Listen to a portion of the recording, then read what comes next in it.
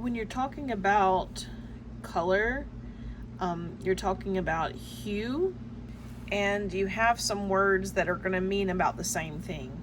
Hue is going to mean chroma, and you're going to see the word chromatic, and that's usually referred to either a piece of artwork or a scale. And that can be also achromatic,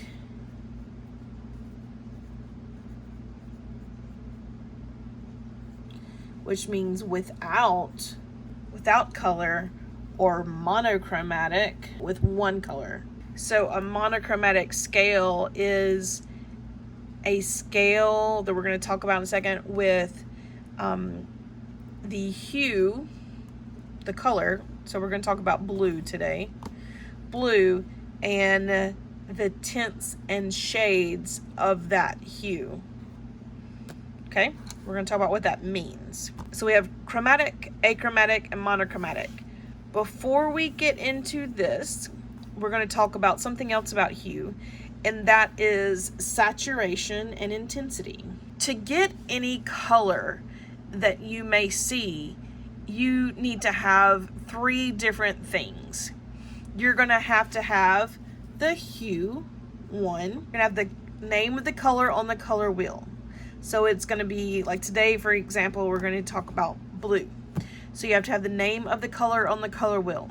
Then you have to know the value, the relative lightness and darkness. How dark or light is it? Does it have white added to it? Does it have black added to it? And the third is going to be the saturation or intensity. How close to that pure color wheel color do we have? How much gray do we have? So how do you make a color desaturated?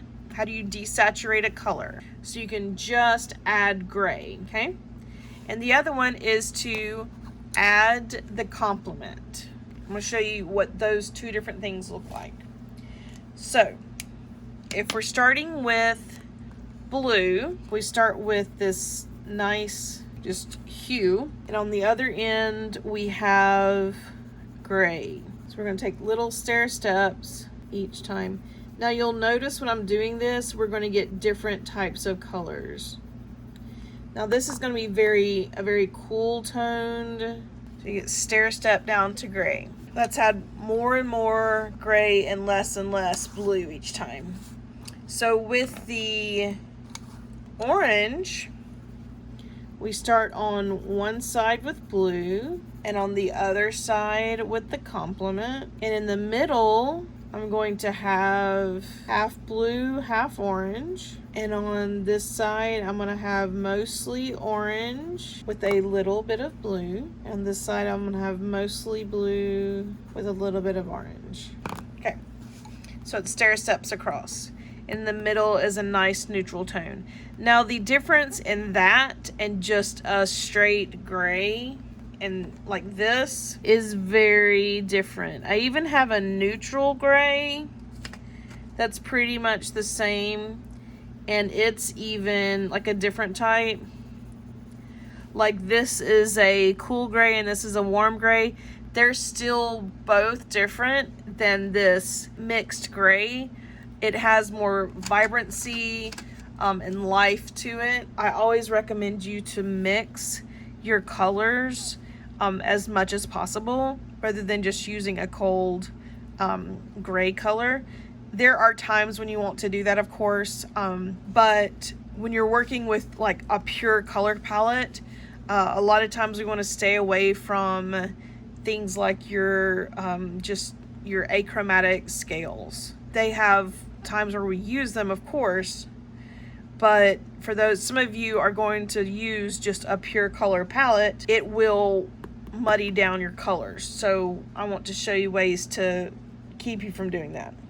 But this is a saturation scale with these two, and this is a saturation scale with the blue and the gray. So you can see they look very different, but they're still a saturation scale. It's very important to notice that this is a saturation scale from blue to gray, and it is different from a monochromatic scale.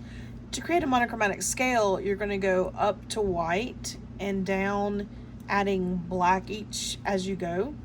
And so we will start the middle one at blue, and we'll go up, adding less and less blue as we go till there's almost not any blue, and then go down to black.